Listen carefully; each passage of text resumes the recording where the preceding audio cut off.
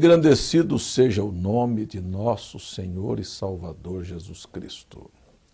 Querido amigo, irmão, telespectador, a graça de Deus me dá a oportunidade de falar com você em mais esta oportunidade e quero dizer que é um privilégio para mim e uma rica chance que tenho de expor o Evangelho sem nenhum empecilho, porque vivemos num momento em que temos a Constituição que nos garante livre direito de expressão e podemos falar com sinceridade de coração para coração e também dizer a você que com a aprovação de Deus por permanecer fiel à sua palavra, podemos gozar da confiança que você tem de parar nesta hora, de manter seu aparelho de televisão ligado para ouvir o Evangelho como ele é descomprometido. Eu estou falando nos últimos programas sobre o ministério sacerdotal e estou afirmando que nós precisamos de verdadeiros ministros. O povo necessita, e Jesus disse que a seara era grande e que poucos são os trabalhadores. São poucos aqueles que põem a mão no arado, não se comprometem, não olham para trás e assumem uma responsabilidade com a alma das pessoas, de velar por elas. Eu quero lembrar a você que no programa primeiro desta série, que estou falando sobre sacerdócio, falei sobre uma conversa que tive com um professor de seminário num hotel, numa viagem que fiz, e a pergunta que lhe dirigi, se ele cria que as pessoas que estavam indo para os seminários eram pessoas vocacionadas ou eram pessoas que estavam apenas incentivadas a ocuparem uma posição e um cargo e ter um salário e ter uma estabilidade financeira para ele e para a família. Aquele professor disse que não estava apto para julgar. Perguntei para ele o que ele, como professor de seminário, achava sobre os ensinamentos teológicos dos nossos dias. Ele disse a mim que nenhum homem tem direito ou autoridade de dizer que isto é isto dentro das Escrituras se não tivesse passado por um seminário. Eu disse a ele que se Pedro vivesse nos nossos dias, ou os apóstolos, então eles estariam em desacordo com a palavra que ele estava me respondendo. E ele me disse, não, mas Pedro passou pelo maior seminário do dia, passou pelo seminário de Jesus e aprendeu de Jesus. E eu disse, é verdade, ele aprendeu de Jesus. Mas o mal é que nós temos hoje seminários em que as pessoas não aprendem de Jesus, aprendem de outros homens, e eles não querem mais aprender de Cristo. E então, recebem um diploma e são pastores e são sacerdotes, mas a vida e o ensinamento e o comportamento nada tem a ver com o padrão das Escrituras. E fora da Bíblia, não tenho a menor dúvida de afirmar para você que são espíritos malignos seduzindo as pessoas para o engano e a perdição. Então, amigo telespectador, eu quero dizer a você que é uma pena que as pessoas não queiram aprender de Jesus e querem aprender de outros homens. Por favor, Pedro aprendeu de Jesus, batizou em nome de Jesus. Seu pastor batiza em nome de Jesus? Não. Então ele não aprendeu de Jesus. Porque Jesus, sabiamente, porque ele havia dito, a vós é dado conhecer os mistérios do reino dos céus, mas a eles não. O próprio Jesus, levantando os olhos aos céus, alegrou-se no Espírito Santo e disse: graças te dou, ó Pai, que ocultaste estas coisas dos sábios e entendidos e revelastes aos pequeninos. Sim, Pai, porque assim o aprove, te aprove. Meu amigo telespectador, a revelação atingiu o coração de Pedro, dos demais apóstolos, que no dia de Pentecostes sabia o que os pastores de hoje não sabem. Sabiam eles que a ordem para batizar em nome do Pai, do Filho e do Espírito Santo não era repetir as palavras Pai, Filho e Espírito Santo, mas era usar o nome. E eles então, tendo aprendido de Jesus, porque Jesus lhes abriu o entendimento para compreenderem as Escrituras, batizou os seus convertidos em nome do Senhor Jesus Cristo. Não é assim que age o seu pastor, porque seu pastor não aprendeu de Jesus e não tem comissão de Jesus para pregar o Evangelho, porque Jesus não envia ninguém para pregar mentiras e enganos para as pessoas. Pode ter sido enviado, ordenado, confirmado por uma convenção, por uma denominação, mas nunca por Cristo. Apesar de que, converse com qualquer um destes, desde a maior igreja, como aquela igrejinha na periferia da cidade, desde o doutor, como aquele que se auto-intitulou pastor ou recebeu, ele vai dizer a você que foi enviado por Jesus para pregar o Evangelho sem nunca ter tido uma comissão. Mas nós vamos continuar aqui, porque eu entendo que na Bíblia Sagrada, desde o Gênesis, Gênesis é o livro raiz, é o livro que fala dos princípios, nós vamos ter exemplos daqueles que erraram por não terem revelação e não terem aprendido de Deus. Vamos ler as Escrituras. Aqui no livro de Judas, no capítulo único, verso 11, ai deles, porque entraram pelo caminho de Caim e foram levados pelo engano do prêmio de Balaão e pereceram na contradição de Coré. Eu quero tomar os grandes ministérios na Bíblia, que são, na verdade, ministérios falsos. E por que são grandes? Porque engana a maioria. Vamos tomar aqui, por exemplo, na linguagem de Judas, entraram no caminho de Caim. Ora, eu sei que Caim era um agricultor. E ele pensou que o pecado original fosse frutos e fez um altar apresentando os frutos da terra, bonito, florido, bem ornamentado, porém não condizia com a revelação de Deus. Entrar no caminho de Caim é exatamente o papel de muitos pregadores que pensam que fazendo daquela maneira Deus irá aceitar, ainda que aquilo que estão praticando não está dentro do programa divino. Vou dar exemplo. Vamos fazer uma festinha, nós atraímos o povo, vamos liberar algumas coisas, fica mais fácil e nós levamos as pessoas para Jesus. Boas ideias, mas são altares reprovados. Se não for conforme a visão de Deus e o padrão de Deus, você vai perder seu tempo. Mas aí, o caminho de Caim ainda vai um pouquinho mais profundo. Deus vem e diz, não é assim, você está errado. Será que Deus nunca falou na sua consciência que está errado crer em 3 pessoas?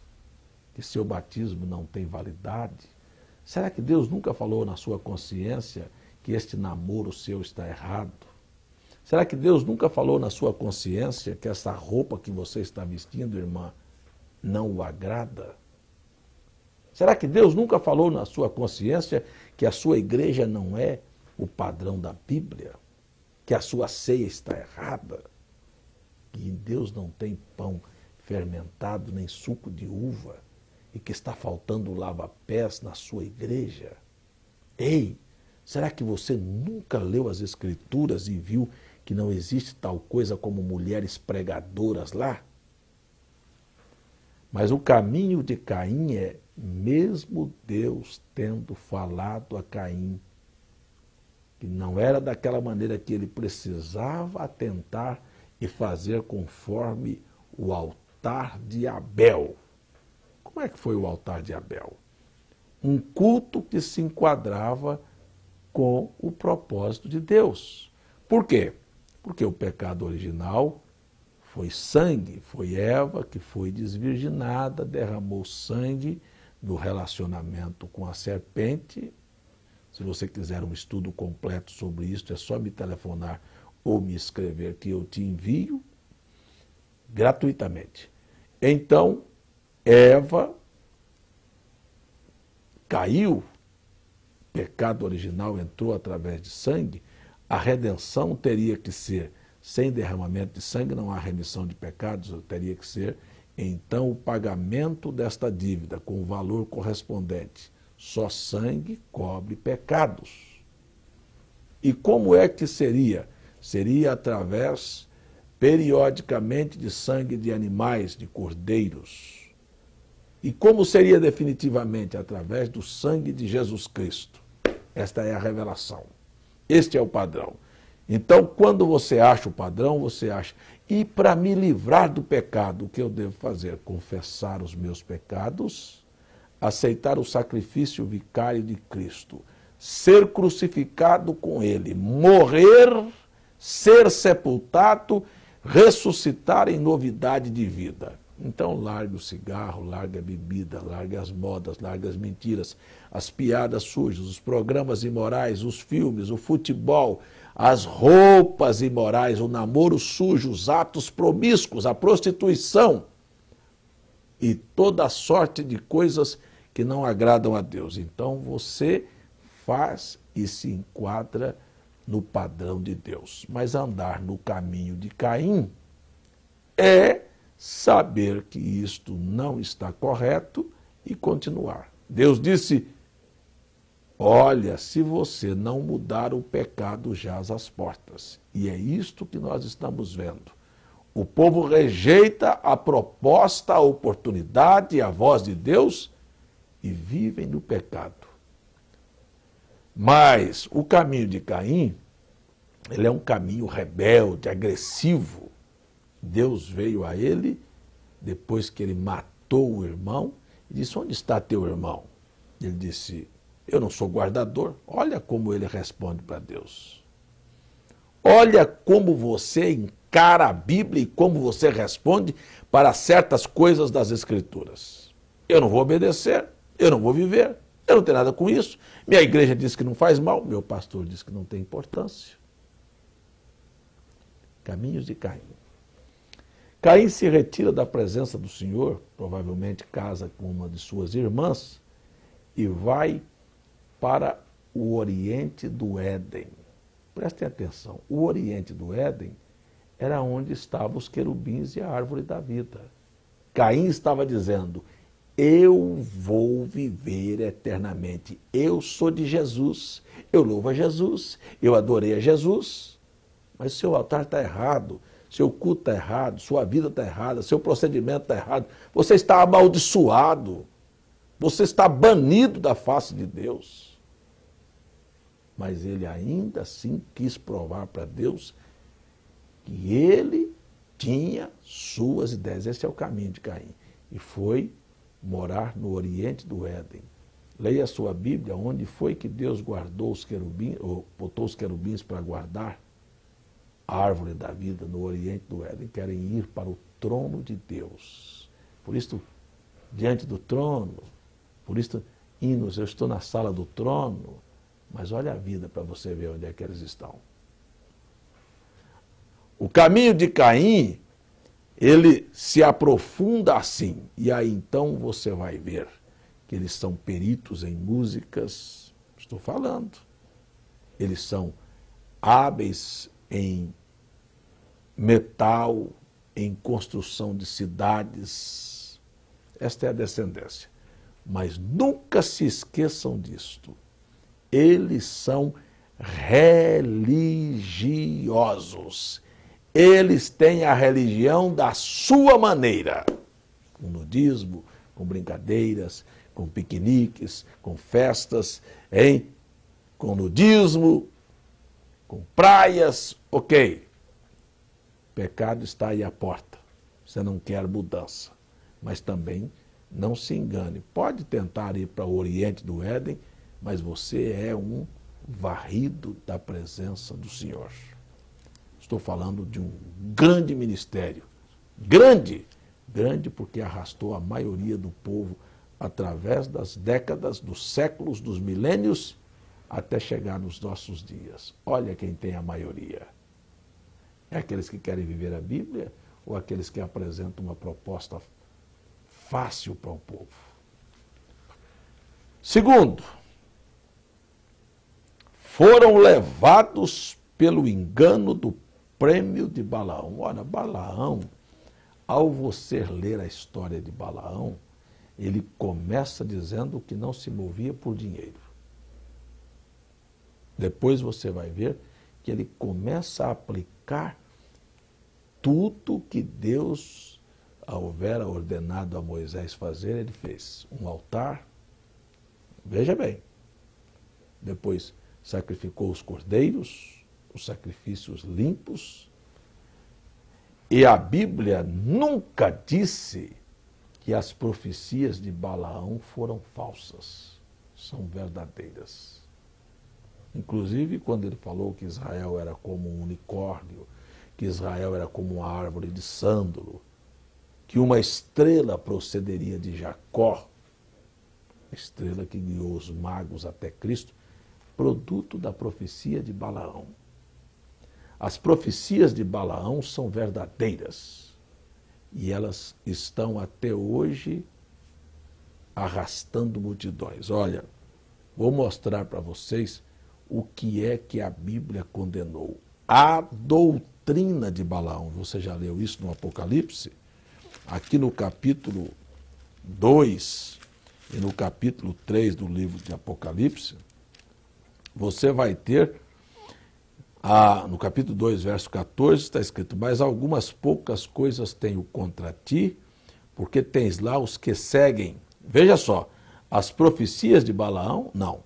A doutrina de Balaão, o qual ensinava a Balaque lançar tropeços diante dos filhos de Israel para que comessem dos sacrifícios da idolatria e se prostituíssem. Eu vou falar aqui, olha, escutem bem, porque esta é a Bíblia. Balaão fez um pacto e levou os filhos de Israel na conversa para um culto em Baal-Peor, uma festa em Baal-Peor. E lá em Baal-Peor, ele despiu as moabitas. Da mesma maneira que estão despidas as mulheres hoje dentro das igrejas, na sociedade, na rua, nas repartições, nas universidades.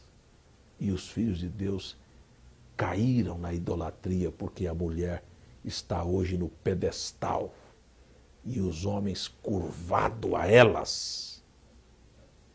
Idólatras. E ainda mais um pouquinho. Partiram para a prostituição.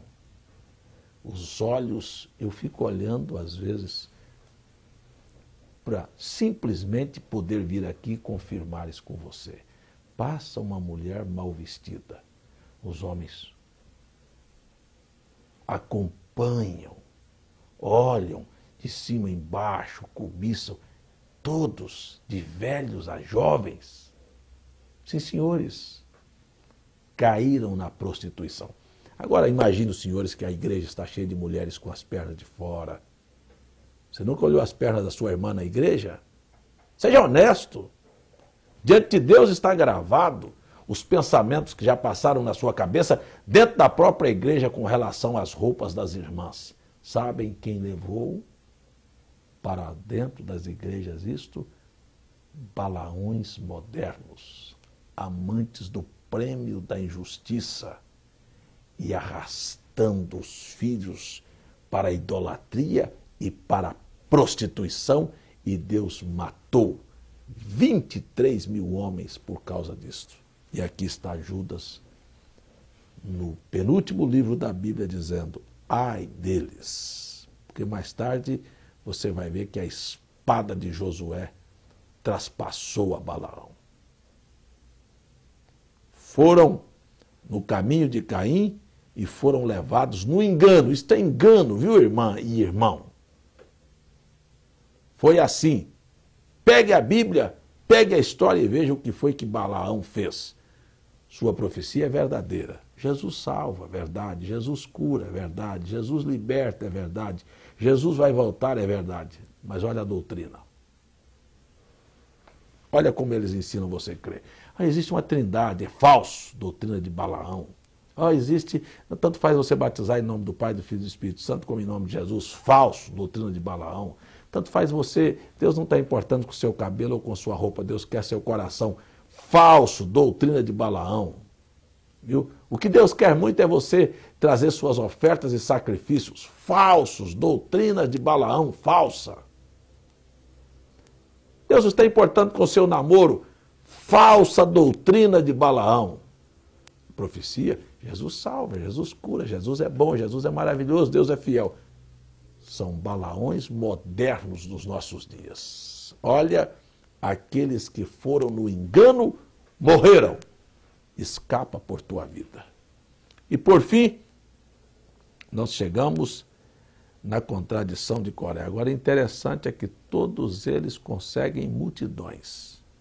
E o próprio Coré conseguiu as pessoas mais importantes da congregação de Israel. A Bíblia diz que tinha 250 dos principais de Israel. Não é gentinha, não. Porque dizem, aquele pastor lá só tem gentinha com ele. Olha, o topo estava com Coré. E Coré disse que era igual a Moisés. Como esses pastores, hoje nos nossos dias, também não podem aceitar um profeta na qualidade de profeta, como a boca de Deus, com o assim diz o Senhor, com a palavra revelada para o momento, não querem, mas acham que podem fazer iguais e passar por cima da Bíblia e levar as pessoas para a contradição. A contradição de Coré aconteceu e arrastou os principais de Israel para o buraco, para a morte, viu? Isto foi o que aconteceu. A consequência é desastrosa demais, amigo. E Judas disse assim, para você entender o papel e o quadro da religião dos nossos dias e desses líderes que estão movidos por este espírito. Estes são manchas em vossas festas de amor. Desvirtuam a Bíblia. Banqueteando-se convosco, apacentando-se, são pastores, apacentando-se. Estou lendo o verso 12 da carta de Judas. E apacentando-se, quem apacenta é pastor, a si mesmo, sem temor. São nuvens sem água, vazios, pobres do espírito, cheios de demônios,